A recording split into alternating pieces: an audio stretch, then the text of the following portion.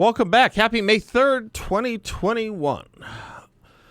A few items. One, listener Charles shares a letter he wrote to the Arizona Republic's executive editor, who recently stated, quote, "We're urgently building a more diverse staff," close quote, in the Sunday edition of the Arizona Republic. Charles writes, "I feel and have felt for a long time that one area where the paper is not diverse is in opinion. I think the conservative voices are underserved in the paper. There are plenty of people out there like myself that I am aware of who have sent letters and rarely get published. I have been more successful than most, but the demand to do better, as you have expressed, is easily remedied with a selection of more opposing views for every issue instead of a few token additions of one conservative view to every 5 or 6 liberal ones."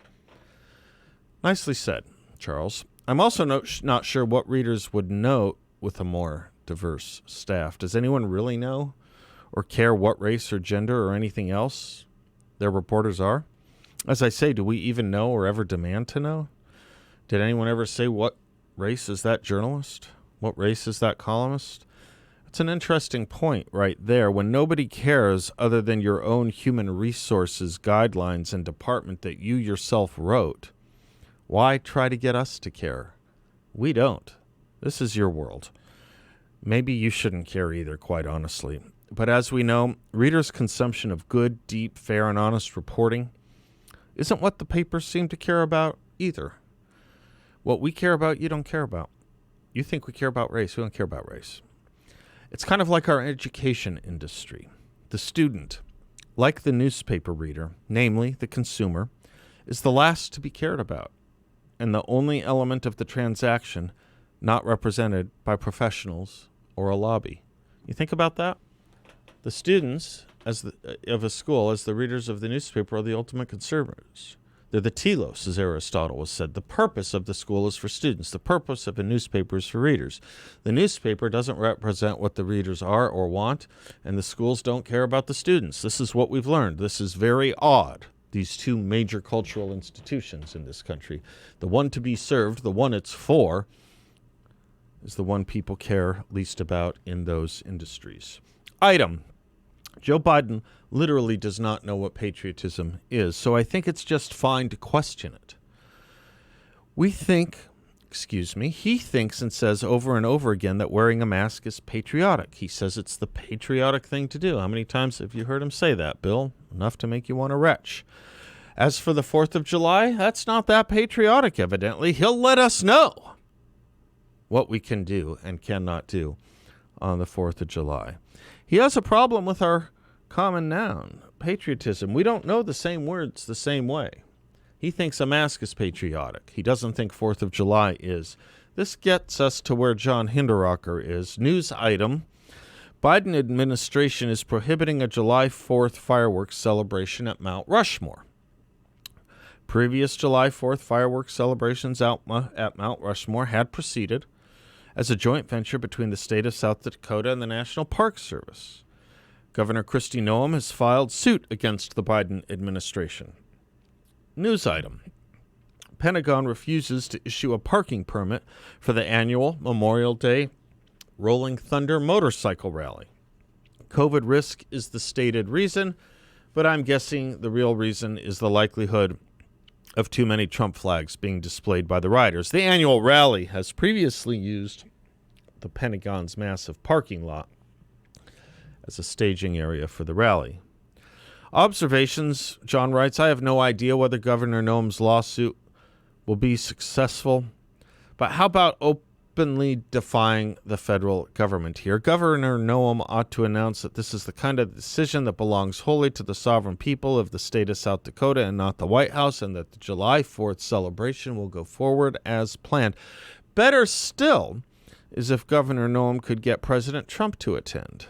Is the Biden administration going to send federal marshals to arrest Governor Noem and the former president? Heck, celebrating the 4th of July might just get the Democrats to call that an insurrection. Alternatively, Governor Noem could ask the Dakota Indian tribe to co-host a July 4th fireworks show, perhaps at the site of the unfinished Crazy Horse Monument right next to Mount Rushmore. In either case, the July 4th event should be labeled as a political protest recalling last summer's BLM protests, which were excused from COVID restrictions because political protest is evidently sacred. If it's for the right thing, let's demonstrate that resistance being the right thing is a two-way street. As Jefferson put it in 1798, it would be a dangerous delusion were our confidence in the men of our choice to silence our fears for the safety of our rights. That confidence is everywhere the parent of despotism. Free government is founded in jealousy, not in confidence. It is jealousy and not confidence which prescribes limited constitutions to bind down those whom we are obliged to trust with power. Item, also thanks to Powerline, Robbie George is a regular guest here, an old friend. He shows conservatives how to fight.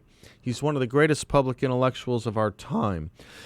Robbie George, Robert P. George. He's the McCormick Professor at Princeton, the chair originally created for Woodrow Wilson, subsequently filled by Edward Corwin. He is renowned for his genial nature and good relations with people on the left with whom he disagrees. For example, he teaches a course with Cornel West. So, a note from Robbie George to Powerline. Robbie George was invited to be interviewed by 60 Minutes. They wanted to interview him concerning scientific developments in the area of embryonic research. He was a member of the Bioethics Council under President Bush. He wrote this to CBS 60 Minutes, and I love it. Dear so-and-so, thank you for your note. I have been a professor for 36 years. I have been involved in a serious way in public affairs for nearly 30. I have been interviewed in various media hundreds, perhaps thousands of times. Most of these experiences have been fine. Even hostile interviewers have permitted me to present the case from my perspective on an issue or set of issues, and in nearly every case quoted or reported what I was saying accurately. There was, however, one major exception. It was the worst experience I've ever had with the media.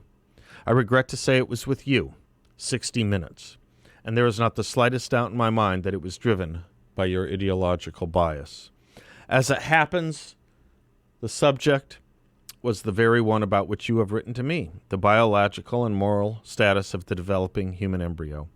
I had served on the President's Council on Bioethics, and we had done a major report on embryonic stem cell research. Things actually began well. I gave an hour-long off-camera interview to someone associated with 60 Minutes, who asked thoughtful, intelligent questions, listened carefully to my answers, and asked excellent follow-up questions that made clear he understood my points. This is what's known as a pre-interview. Happens all the time. All this lulled me into thinking that this was a serious inquiry. Then came the on-camera interview with Leslie Stahl. It was a series of gotcha questions, which revealed not the slightest acquaintance with what I had said in the pre-interview. Trying to answer such questions for a format such as 60 Minutes is simply hopeless. Exposing the mistaken or tendentious assumptions built into the questions exhausts one's time and energy. I was stunned by the experience and frankly angered. The intensity of my anger increased when I saw the ultimate broadcast. The editing was designed to mislead viewers as to what my views and arguments were. It was appalling. I said to myself then and there that I will never again have anything to do with 60 Minutes.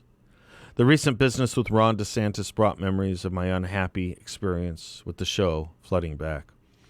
The subject you have asked about is an important one, and as you have noted, there have been significant recent developments pertaining to it. I would love to participate in an effort to accurately inform the public of such developments. 60 Minutes, however, is a place I would lack confidence in being able to do it. For that reason, I must decline. More like this, please. More Robbie Georges. More adults.